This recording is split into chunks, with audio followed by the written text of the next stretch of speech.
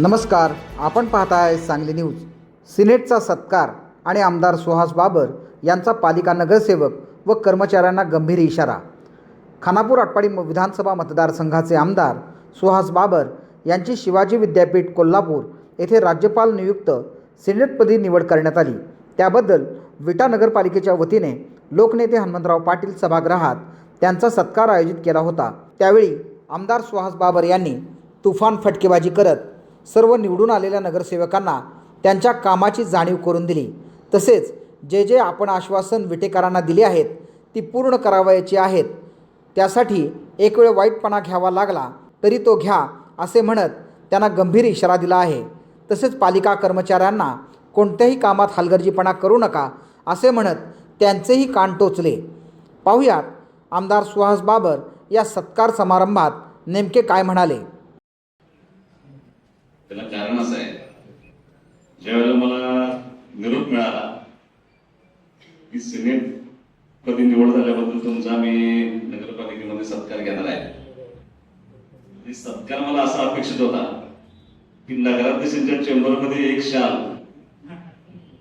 आणि एखादा बुके बापू आणि इथं भाषण आहेत किंवा याची काही मला कुशल सुद्धा कल्पना नव्हती. कारण तिथं सत्कार स्वीकारायचा आणि तुम्ही दिला तर चहा प्यायचा आणि निघायचं असं थोडंसं माझी कल्पना होती. पण नगर परिषदेच्या सगळ्या नगरसेवकांच्या वतीनं सगळे आमचे अधिकारी पदाधिकारी सगळे कर्मचारी यांच्या वतीने छोटेखानी सत्कार तुम्ही आयोजित केला. मला अतिशय आनंद आहे. हे सिनेटचा मेंबर व्हायचं. राज्य शासनाच्या वतीनं प्रत्येक विद्यापीठावरती 2 आमदारांची शासनाचे सदस्य म्हणून 2 आमदार त्या ठिकाणी सिनेटचे सदस्य म्हणून नियुक्त असतात. तुम्ही सिनेट मेंबर जाऊन आपण सत्कार केला संजय नरवल तुमचं मनापासून आठवलं. कारण या सगळ्या सत्काराच्या गडबडीत माझं अपेक्षित नाही. कारण मी असा समोरचा माणूस आहे की माझ्यापेक्षा तुमचा सत्कार झाला तर मला खूप आनंद आहे.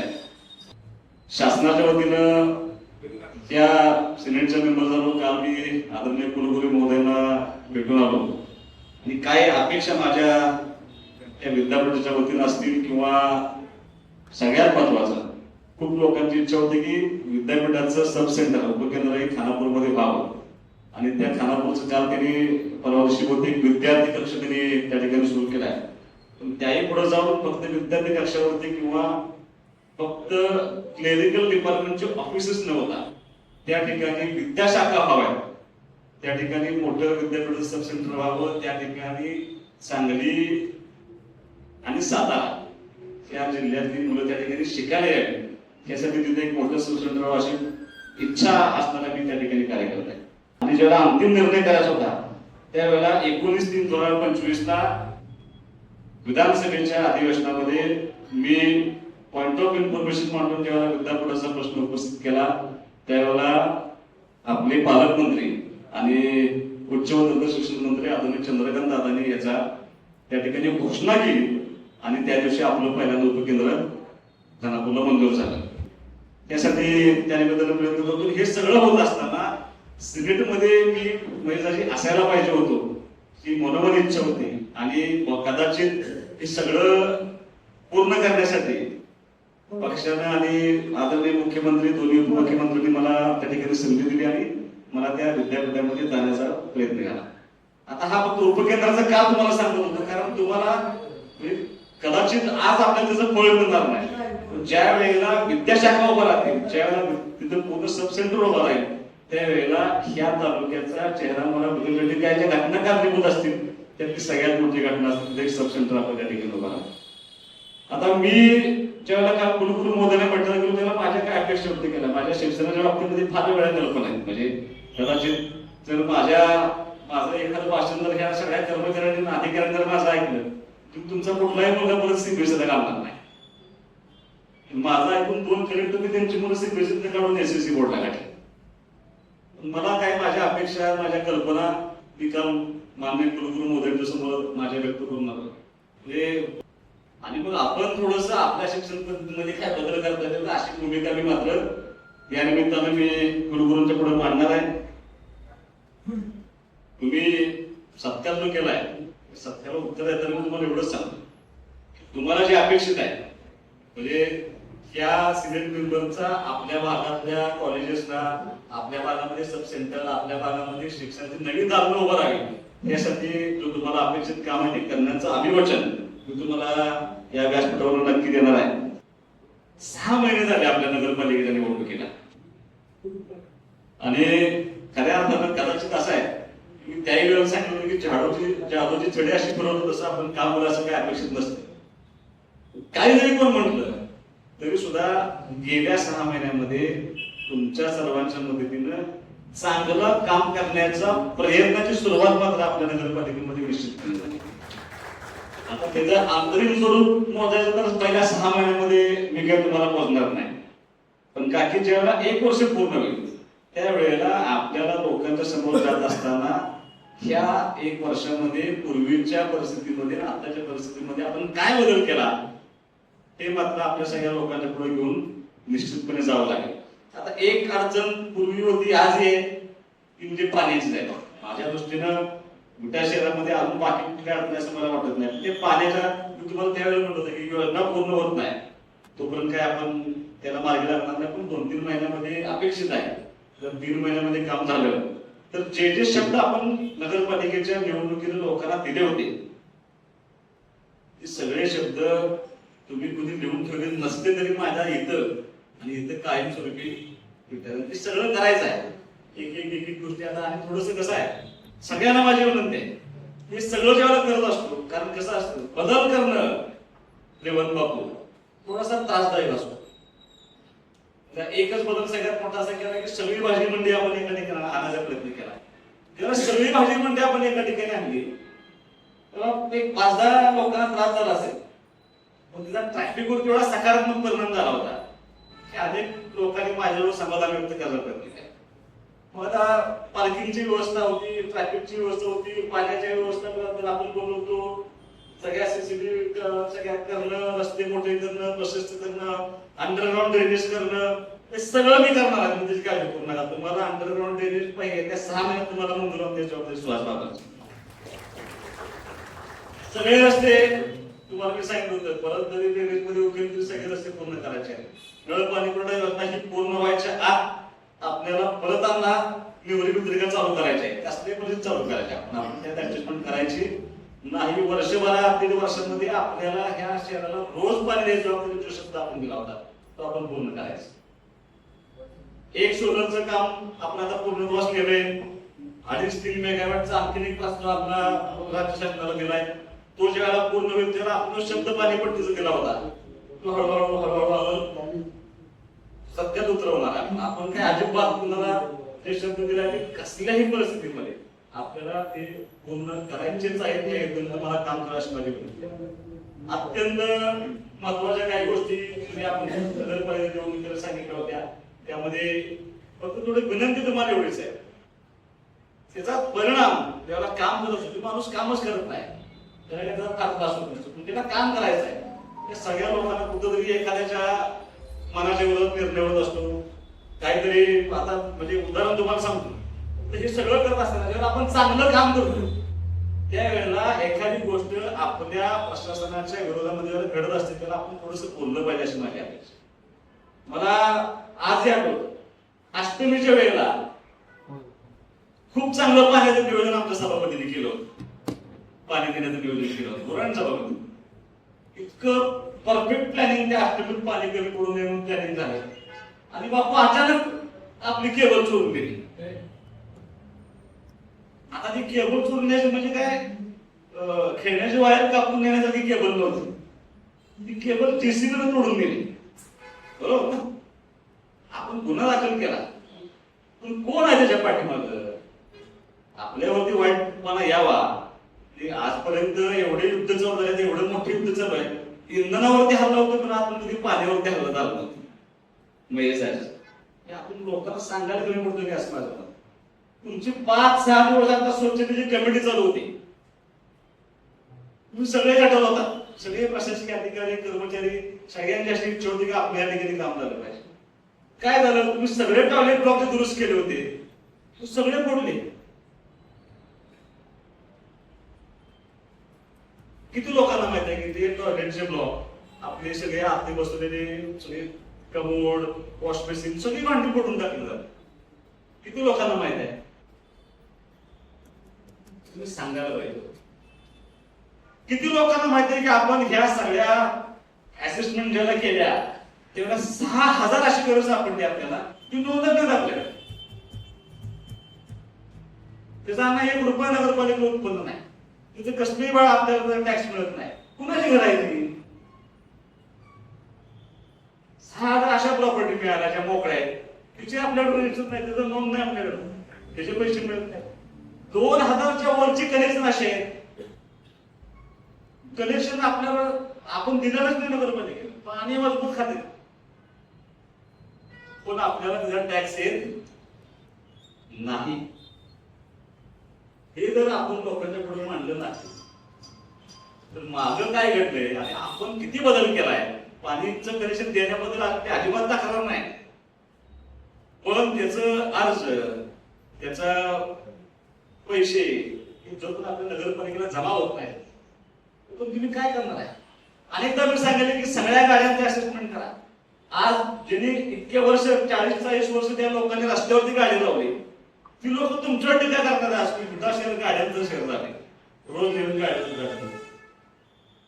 ह्याला शिकायला वाटपणा, माझी पूर्ण तयारी वाटपणा घ्यायची. ज्या गाड्यांच्यामुळं वाहतुकीला त्रास होतोय, जे गाड्या तुमच्या असेसमेंटला रेकॉर्डला नाही, नका ना बसू, गाडी काढून टाका.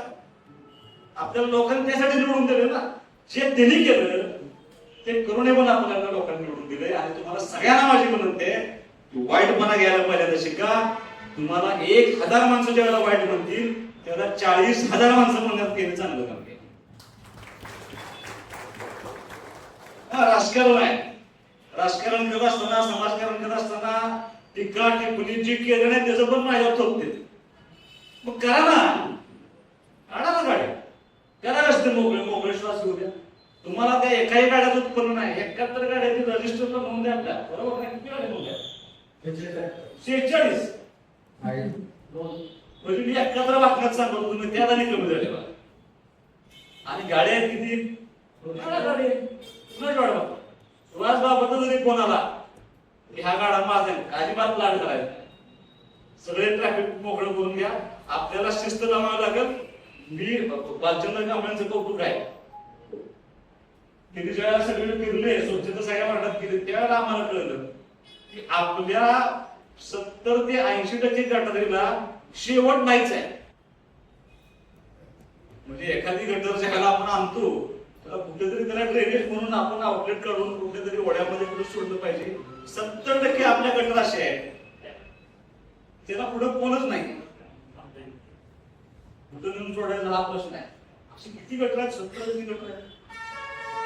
काही गटर अशा आहेत की त्याच्यामध्ये ते हेच जात नाही, कोणच जात नाही स्वच्छ करायला. 3 आणि 4 इंचाचे गटर आहेत काही ठिकाणी. हे बदल करण्यासाठी आपल्याला निवडून दिले, पण हे कधी करू शकतो आपण? आपल्याला वाईटपणा घ्यावा लागेल. अजून सांगतो, 1,000-2,000 माणसांचा वाईटपणा घ्या, पण तुम्हाला तोपर्यंत दुसरं गाव तुम्हाला चांगलं म्हणणार नाही. काही कठोर निर्णय आपल्याला घ्यावे लागतील. 6 महिने तुमच्या प्रशिक्षणाचे होते, 6 महिन्यानंतर तुम्हाला आजपासून निर्णय करावा लागेल.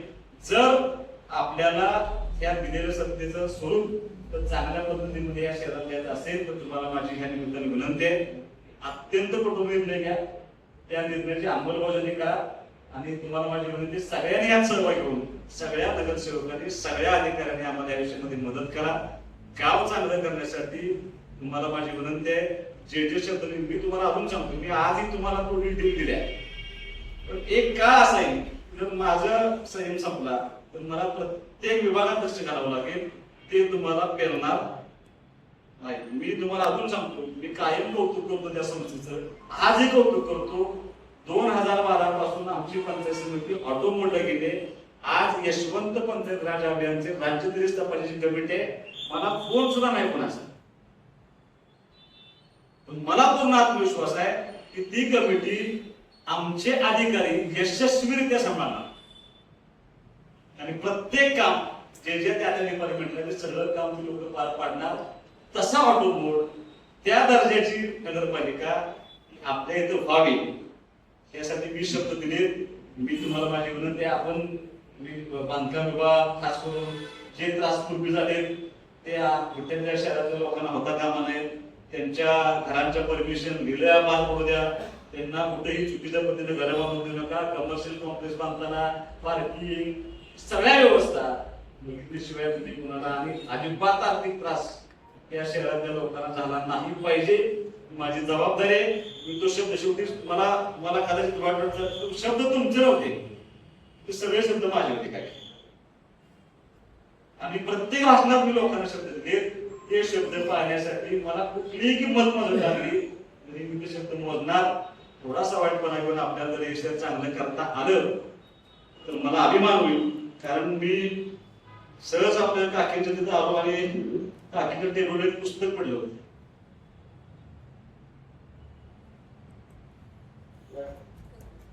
कर्माचा सिद्धांत अनिलराव.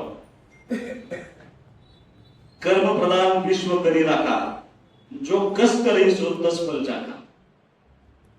एवढ्या एकाच वाक्यात सगळं आहे. मी ते अंडरलाईन करून ठेवले. तुम्हाला माझी विनंती आहे, अधिकाऱ्यांना माझी विनंती आहे, 6 महिने झाले. 6 महिने हा ग्रेस पिरियड असतो. तुमचा ग्रेस पिरियड आजपासून संपला. तुम्हाला सगळ्यांना चांगलं काम करावं लागेल, प्रामाणिकपणे काम करावं लागेल. पाणी पुरवठ्याच्या विषयामध्ये अनेक तक्रारी आहेत. मी परत बैठक घेऊन सांगेन, त्या बदल झाला पाहिजे. चेअरमन साहेब, अण्णा 6 महिने झाले विधानसभेत आपल्या नगरपालिका निवडून झाल्यानंतर ज्येष्ठांसाठी विरोध केलं. 1 कोटीचं सामाजिक सभागृह खाऊ घडली. या सगळ्याचे पैसे घेऊन 6 महिने झाले. जागा सुद्धा कोण दाखवली नव्हती. मी जेव्हा बसलो तेव्हा 1 दिवसात जागा सापडल्या आम्हाला सगळ्या कामांच्या. माझं म्हणणं असं आहे, तुम्ही सगळ्यांनी जबाबदारी घेतली पाहिजे. आणि आता मात्र शेखरनं ताकदीनं तिन्ही जागा, तिन्ही उतारे, सगळं त्याचं एस्टिमेट सगळं तयार केलं. सुंदर प्लॅन आम्ही तयार केलाय. आणि तसं काम खूप काळ आहे. 4.5 वर्ष तुमच्या कार्यकाळामध्ये शिल्लक आहे. त्या 4.5 वर्षामध्ये अत्यंत प्रामाणिक काम करण्याची भूमिका ठेवा. कारण तुम्ही करत असलेलं प्रत्येक काम डायरेक्ट रिफ्लेक्ट होतं ते माझ्यावरती होतं. ते इतकं होतं की परवा वादळी पावसामध्ये लाईट गेल्या, पोल पडले आणि 1 तास लाईट आली नाही म्हणजे सुहास बाबर काय करतोय, कुठं आहे आता आमदार, बघा नगरपालिका शब्द गेली की लाईट गेली. आता नगरपालिकेची सत्ता गेल्यामुळे पहिल्यांदा असं झालं की एका दिवसात 70 मिलीमीटर पाऊस पडला आणि आमच्या सगळ्या शेतकऱ्यांचं बलिदान. लाईट पडणार, एक गाडो चौकातून उभं राहिलो होतं. आमचं काय सांगत नाही. त्याच्यावरती एकानं असं दिलं, बघा नगरपालिका चौकात गाडवा, म्हणजे इतकं बारीक लक्ष आहे तुमच्यावर. फक्त ज्यांनी टाकलं होतं त्याला खाली एका दिलं होतं की तुमच्याच घराला सदस्य आहे, त्याला जेवढं घरी घेऊन जावं. इतकं ज्याला बारीक लक्ष असतं तुमचं प्रत्येक पाऊल हे लोकांसाठी काम करणारं असावं, अशी भूमिका मी तुम्हाला सर्वांना या निमित्ताने व्यक्त करतो. सिनेट मेंबरचं होतं, सिनेट मेंबरची जबाबदारी म्हणून मी माझं काम सगळं पूर्ण केलंय. आता 4.5 वर्षामध्ये आपल्याला या शहराचा चेहरा मला बदलायचा आहे. ही भूमिका घेऊन तुम्ही सर्वांनी काम करावं अशी अपेक्षा करतो. शिक्षण सभापतींना माझी विनंती आहे, ऍडमिशन्स तुमचे चालू होत आहेत. आज लगेच एका दिवसात नाही, पण माझी तुम्हाला विनंती आहे, पुढच्या वर्षी सगळ्या खाजगी शाळा बंद पडल्या तरी चालतील, पण तेवढं सक्षम तुमचं इन्फ्रास्ट्रक्चर उभं राहायला पाहिजे यासाठी तुम्ही प्रयत्न करावा अशी माझी तुम्हाला विनंती आहे. आरोग्य सभापती तुमचा सारखा पाठपुरावा असतो, हे काही गोष्टी सगळ्यात चांगलं नाही हे तुम्ही मांडायला कमी पडताय. मी अनेकदा सांगितलं, पहिल्यांदा विठ्ठल नगरपालिकेच्या इतिहासामध्ये एवढ्या चांगल्या पद्धतीने ओढे स्वच्छ केले. पहिलं कसं होतं, काम चालू होतं, देखले पण होता, तोंडावरच्या तोंडात डोळे स्वच्छ करून घेत होते. खूप चांगल्या पद्धतीने केले, मग तुम्ही टाकलंच नाही, सोशल मीडियाला आलंच नाही. मी पालचंद्रांनी स्वतः त्या वड्यावरती गेलो होतो. जर त्या वड्यावरती अतिक्रमण असेल मोजणी करा. किती का मोजणी? कुठे गेली शिंदे साहेब? झाली का मोजणी? किती किती अतिक्रमण येते अजून सुद्धा? अर्धच काम आहे. आज शेवट दिवस तुम्हाला. तुम्हाला सगळं मला बोलून अतिक्रमणातले ते ओढे सगळे काढून टाका. ते त्या 3 ओढ्याचं अतिक्रमण का करा त्याला कारण नाही. आयुष्यभर त्या 3 ओढ्यातून टेंबूचं पाणी जाणार आहे तलावाला. त्याच्यावर ते अतिक्रमण होऊन घेऊ नका. आता पूर्वी ओढे होते ते गटर झाल्या. आपल्या काळामध्ये ओढे हे नद्यांचं स्वरूप झालं पाहिजे. तुम्हाला कदाचित माहित नसेल तो ओढा नाही तर नगरपालिकेच्या रेकॉर्डला रेवा नदी म्हणून त्याची नोंद आहे. आपल्या रेकॉर्ड किती लोकांनी बघितलं माहिती नाही. ते रेवा नदी नदीच राहावी यासाठी तुम्ही सर्वांनी प्रयत्न करावा. पाणी पुरवठा सभापती ताकदीने काम करा. थोडं तुम्हाला 2 महिने अजून शिव्या खावा लागणार आहेत. मी काय नाही म्हणणार नाही. आणि खायच्या मला सुद्धा फोन येतात, मी ऐकून घेतो. पण 2-2.5 महिन्यानंतर काम सुद्धा पूर्ण होईल. त्यावेळेला पाण्याची व्यवस्था आपल्याला चांगल्या पद्धतीने व्हावी अशी अपेक्षा आहे. थोडस मार्गी लागल्यानंतर मी बसल्या मला नाद आहे की मी नगरपालिकेत काय काम करू शकतो. मी एवढं तयार करून ठेवले. पण तुम्हाला मी आज सांगणार नाही. एक गोष्ट जशा मार्गी लागतील तसं आपण दर आठवड्याला एक या संदर्भामध्ये चर्चा करून ते इम्प्लिमेंट कसं होईल यासाठी प्रयत्न करूया. तुमच्या सिनेटवरती निवड झाल्याबद्दल सिनेटचा कसं तसं म्हणून मला सत्कार घेतला असला तुम्ही. तुम्ही सत्कार घेतल्याबद्दल नगराध्यक्ष मॅडम, उपनगराध्यक्ष, सगळे नगरसेवक, सगळे आपल्या नगर परिषदेचे कर्मचारी, सगळे अधिकाऱ्यांचं मनापासून मी आभार व्यक्त करतो. सांगली न्यूजसाठी विद्याधर कुलकर्णी, विटा.